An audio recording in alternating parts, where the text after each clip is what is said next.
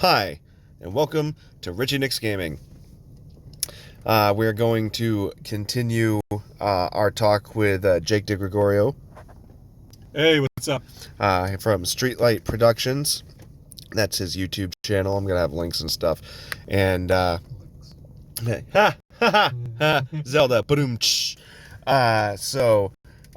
Please like, please subscribe, please share, please check out his channel, and let's just jump into this. We're continuing the World 3 League end of the regular season. I believe we are on the 4th Zelda game. Yes, we're on Link's Awakening. I'm going to bring this up here, though, because I actually never told this idea ahead to anybody. In a lot of the Zelda games, there's a swordplay tutorial at the beginning that they usually make very clever. Like in Wind Waker, the swordplay tutorial is you're facing off against an actual sensei who's teaching you. In Twilight Princess, it's kind of like you're showing off in front of the neighborhood kids how to use a sword. So they find clever ways to work a swordplay tutorial into the plot without just being like, here's how to swing your sword. And in Skyward Sword, you're cutting through models at the sword school. So swordplay is typically taught to you through a means of the plot. And I always thought it would be awesome to have Link goes to a fair of some sort at the beginning, and there's a troop of players acting out a scene, and one of the players picks out Link from the audience, and he's like, "This hero," and hands him a fake sword, a wooden sword. And he's like, "And first the hero slashed horizontally with the dragon with the B button." And so you do it, but if you don't do it, he goes, "Ahem." And so the hero slashed horizontally with the B button, and you do that, and then he locked on with L and slashed vertically, and then you keep doing things. And I thought it would be funny if you went through all the sword techniques like that, and he would over dramatize every hit you gave him. And then Link has that one attack where he takes the sword and he jumps and he stabs it through. It's pretty violent. It's like you know what I'm talking about. He sticks the sword into the ground. It's down B in Super Smash. Yeah, well, down A, but down B's the bomb. So I stopped playing Super Smash Brothers at Melee. Oh yeah. So Link's finishing move, which is the sword thrust through the ground, which impales you basically. I always thought it'd be really funny if at the end of this tutorial with this acting theater troupe, You just kill the guy? well, no, you go for the sword thrust and he rolls out of the way. He's like, "Holy crap, that could have really hurt me. What's your problem?"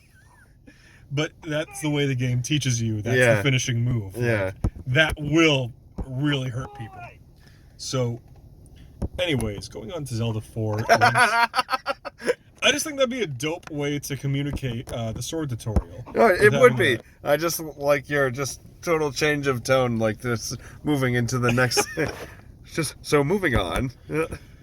So Link's Awakening is actually pretty well loved by a lot of people. Some people think it's the best Zelda game there is. Those people are strange. It's good. It's a fan, and considering it was made by Capcom, that's just crazy. The people who make arcade games and Mega Man being entrusted with Capcom. Yeah. So Link's Awakening is famously ends as a dream. I'm going to tell you now so I don't ruin it for you later with that classic cop-out ending. Link's Awakening is a dream, and basically it happens when Link is on a ship. He's sailing.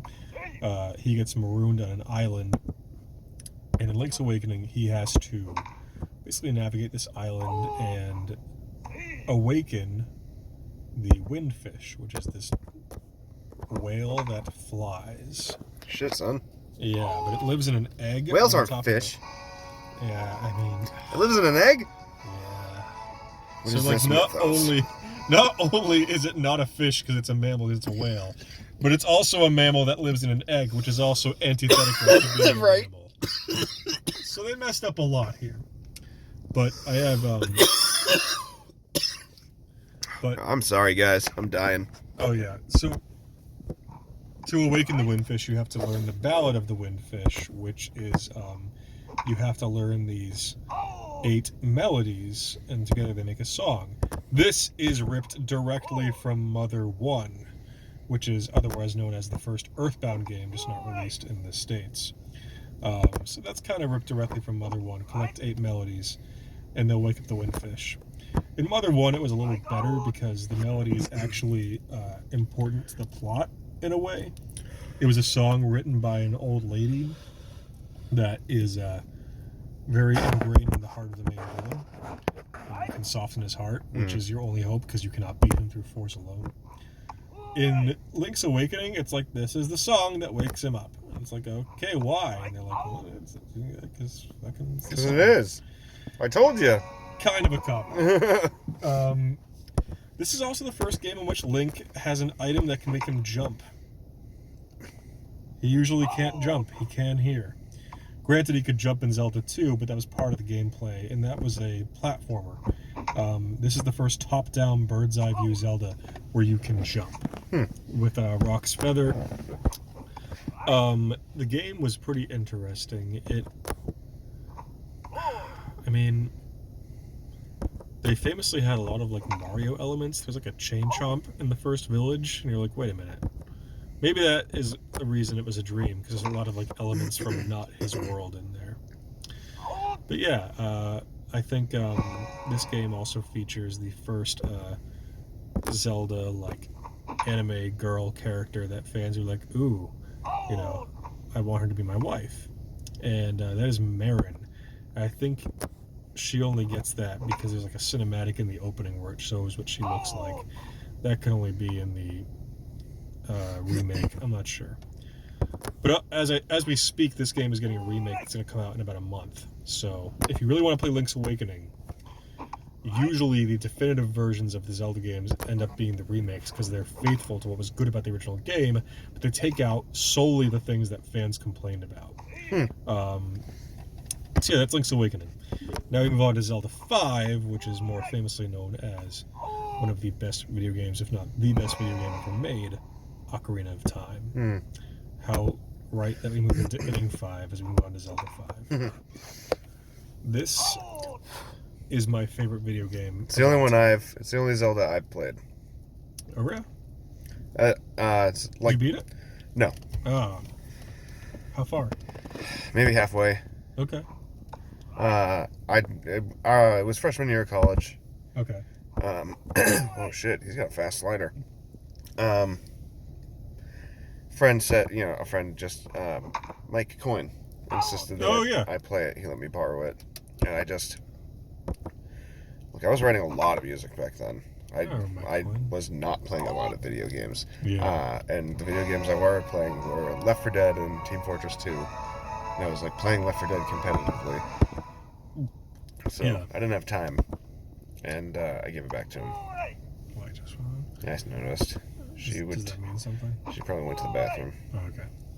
So, Ocarina of Time is a masterpiece, and don't let anybody tell you differently.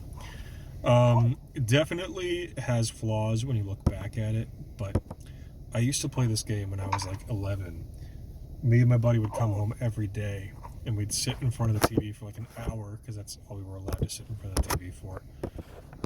My mom didn't like us playing too many video games. I had a time limit too. And that would just be, we would spend weeks on a single temple, given the hour. Especially the famous water temple, which is like, everyone knows about the water temple. Like, it is one of the most hated levels in video game history, next to that turbo tunnel from Battletoads, or I can't think of anything else right now. I guess the level with the sun in Mario 3, the sun that swoops at you. Oh. Not particularly difficult, but very hated. As long as you have the fucking tail. Yeah, the tail will help. My poor buddy, you know how to end levels in that game? You have to bump the card? Mm-hmm. We were playing this game. My buddy had like 1 life left. He got the sun level. And we were freaking out every time the sun swooped, because it's so unpredictable, the where it like swoops back up. We were like, and he finally reached the end, and it gets to that like backstage dark part where the card's in front of you. He literally overshoots the card and hits the sun. Like, jumps directly over the card, and him and the sun, like, and it was just, oh god. Good times, memories. Anyways, Ocarina of Time kind of blew people's minds in the way that in the halfway point of the game, Ganondorf wins. Like, the thing that you're supposed to do from the beginning of the game, stop Ganondorf from doing this, he does it. Essentially, per the story's terms, you have lost the game. That had only been done, I think it's done in Final Fantasy 6/3, whatever one you want to call it. I kind of forget what it is exactly. Anyways, you grow up and the world is destitute, and I'm sure everybody knows this story by now. You know, you're young Link, the world is great, you're just trying to get these stones to beat Ganondorf to the Triforce, and you and the young Princess Zelda are in on it together. It's kind of like your thing, and her dad's not listening to her anyway, her dad's the king, so it's kind of like you two plucky youths have to go get the spiritual stones to get the Triforce. Anyways, when you have all three, you return to the castle town, but she runs away out in the moat, followed by Ganondorf. So you're like, oh, well, that's too bad for her. You get the ocarina, you open the door to the Sacred Realm where the Triforce is, the Master Sword is there, and you pull it, and the next thing you know, you're an adult. And it's like, why? And the sage tells you, well, you've been here 7 years, and the reason we kept you here is to let your body grow so you could wield the sword, so you could be the hero of legend. Because turns out, when you pulled the Master Sword, you opened the Sacred Realm, which opened the way to the Triforce. Here's the thing, Ganondorf was on his way. Now, we think you're the hero of legend sent to beat him, but that sword is twice your size. And, yeah, you got it too early. So, while we could have said, let's let the hero beat him, we had to say, we're going to cut our losses. We're going to let Ganondorf get the Triforce. We're going to have to wait a few years and let the world fall to ruin. But when the time is right, we're going to wake Link up. He's going to go kick ass. So you wake up, and this all sounds pretty far-fetched, but you are an adult, and that is pretty weird. So after talking with Sheik, you walk outside, and everything's in ruins. It's all desolate. Oh my god, you know, it's very scary, actually, because those zombies are there, and they scream, and they jump on you, and they hump you in the back of the head, and it's all weird. But yeah, no, he wasn't lying, and you have to go awaken the sages that you met as a child. You have to find where they are as an adult. They are thankfully all still alive, and resurrect them and lock Ganon away, because Ganon has the Triforce, he can't die.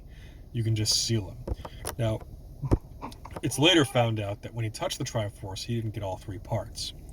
If you are unbalanced in your heart, you only get the part that most correlates to your desire. What Ganondorf wanted was power, so he got the Triforce of Power, but the other two, Wisdom and Courage, would split off to find their respective owners. This was obviously, Wisdom was Zelda, and Courage was Link. It's kind of interesting how Wisdom was Zelda, because Zelda's stupid plan made all this shit hit the fan in the first place. But I guess, how do we gain Wisdom except by making mistakes? And what a mistake this was. So yeah, eventually you beat Ganon and Zelda steals him away. In the original cartridge, you stab him in the head and a lot of red blood comes out. They got rid of that for the later ones and made it green stuff. Then Zelda realizes that basically the sage's plan robbed you of your childhood, keeping you sealed up for 7 years from ages 10 to 17 ostensibly. So she sends you back in time to let you live out your childhood. And at that point is the famous timeline split, where the Zelda timeline splits into 3 different timelines. The one where Link shows up as an adult, beats Ganon, and disappears. The one where young kid Link is sent back, and he actually just reports Ganondorf to the authorities. Ganondorf gets executed, and Link gets to live his childhood. And the third curious one where Link actually is defeated by Ganondorf. a lot of people see this as the power, wisdom, courage timelines, one for each hero. So one for each holder of the Triforce, I should say. So, excuse me. So yeah, and then one of the big mysteries at the end of Ocarina of Time is that once the journey is complete, Navi, the fairy, just leaves without a word. She just leaves Link. She flies out the window. And this leads us to Majora's Mask, which opens on Link in the forest looking for Navi. We still don't know to this day, 20 years later, why Navi left without a word. And Link is obviously pretty torn up about it too, because when Majora's Mask, the next game, opens, he's riding the horse through the forest, and he's like half asleep on the horse, and the horse is snoozing as well, barely walking. So, and it's the Lost Woods, and you don't want to get lost there.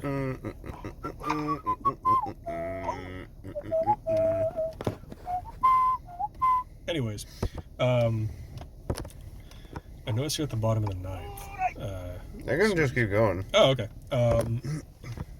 So yeah, that's Ocarina of Time. It's one of the best games ever made, and yada yada yada. And it's also like absolutely huge as far as influence goes, because it was one of the first 3D games, and it did invent a lot of the concepts used in most video games today. So I think the Wikipedia article says it's like a walking patent office is what it's called in the industry, because it used so much stuff, or rather it invented so much stuff that has been copied ever since, and has not been revolutionized since in a way that has been so game-changing. Majora's Mask began life as a side quest extra expansion of Ocarina of Time. It became something very different. Now, you can tell because most of the sprites and the characters in Majora's Mask are actually the same exact ones from Ocarina of Time. But here's the thing. It's in a different dimension, so they can reuse the same artwork from the first game, essentially. They just have different names. So, Majora's Mask, first of all, are you following all this so far? So Majora's Mask, this game is often people's favorite. It's weird because I've always liked it. I've never seen it as the definitive Zelda game, but Majora's Mask has a die-hard, pretty sizable portion of the fan base that says it's number one. I watched a couple friends play it who said that they liked it best as well. Yeah, I mean, I sort of get it, but I don't really get it. Anyways, Majora's Mask is basically the plot, long story short, is you have to chase after a Skull Kid wearing Majora's Mask. You chase him down this essentially Alice in Wonderland style rabbit hole. You end up in a new land. He changes you into a little Deku scrub, a little sapling guy. You run into a mask salesman who says, hey, that kid wearing the mask, have you seen him? Because that's like an ancient evil relic, that mask, and he's going to try and destroy the world with it. And you're like, oh. And he's like, yeah, so get that back. Basically, famously, the game is on a 3-day timer, 3 in-game days, so like... Until the moon gets you. Right, until the moon falls. And from the very first day, you can see the moon is a little close. A little closer than it should be. Oh, and it has an angry face. So it's it has a really creepy face. It's really creepy. So, this whole game takes place in a 3-day cycle. And the funny thing is, all the characters in the game, their routines are the same for the 3 days. So a lot of the side quests revolve around learning where people are going to be at certain times of the day and interacting with them at that point. But the game only has 4 dungeons, which is very low for a Zelda game. No!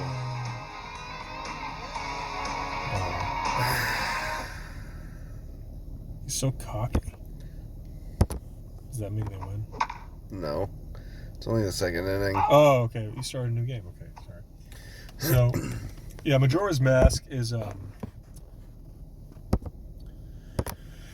it's only got 4 dungeons, and you have to beat them in kind of what I consider to be a pretty tight time limit. Because, I mean, with a dungeon, you want to take your time and figure things out. And to be in a time limit is kind of eh. Luckily, you have an option where you can slow down the timer in the game if you can figure out this cryptic riddle that's not really that cryptic at the beginning of the game. And then you have to, once you have summoned the 4 giants, you basically have them stop the moon from landing. The end of the game is the mask actually dumps the kid, has no use for the kid anymore. You follow the mask into the moon, you beat the mask in single combat, and the mask loses its power. And the happy mask salesman, the really creepy mask salesman from Ocarina of Time, who may very well be the same guy from Ocarina of Time. Like, all the other models are like, oh, it's a different dimension version of this character from Ocarina. But the mask salesman, it's probably the same dude.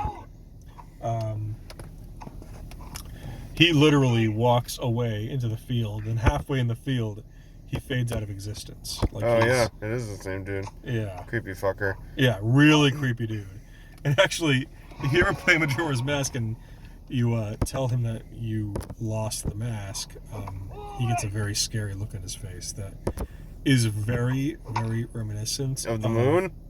No. Oh, okay. It's very reminiscent of the Bilbo sudden scary face in Fellowship of the Ring. It's a lot like that. It comes out of friggin' nowhere, and it's scary as hell. Moving on to the 7th game in the series, I believe 7 and 8 are Oracle of Seasons and Oracle of Ages. Not much to say here. These are expansions, or rather, spiritual expansions of Link's Awakening, the Game Boy game. It actually uses the same exact field theme, the one you consider the best one. Ages is more puzzle-based, Seasons is more combat-based. You can link them Pokemon style to get the true final ending. It's really good, but there's not much really to say about them besides they're really good, you should play them.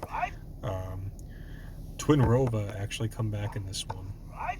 Twin Rova are 2 Gerudo witches who are like Ganondorf's surrogate mothers. They were never really seen as more than like a boss, but the fact that they're in this game cements them as recurring villains, which is a lot more than most Zelda villains can say. They're usually in one game alone. Only Ganondorf and Vati actually make it to more than one game, but Twin Rova did here. In fact, they're kind of the main antagonists, so the fact that they're in more than one Zelda game is huge and kind of makes them recurring characters. Which is actually, I need to actually respond to her, and I don't want to record it. All right. So, and it's been 23 minutes. All right, which one were you just getting into? I'm done with it. Oracle of Seasons, Oracle of Ages is done. Next is Wind Waker. Next is Wind Waker. Join us next time when we're talking to Jake about Zelda. And don't forget to check out his channel, Streetlight Productions. Don't forget to like, subscribe, and share. And, you know, all that stuff, Twitter and PayPal and game suggestions and such a. All right. Bye.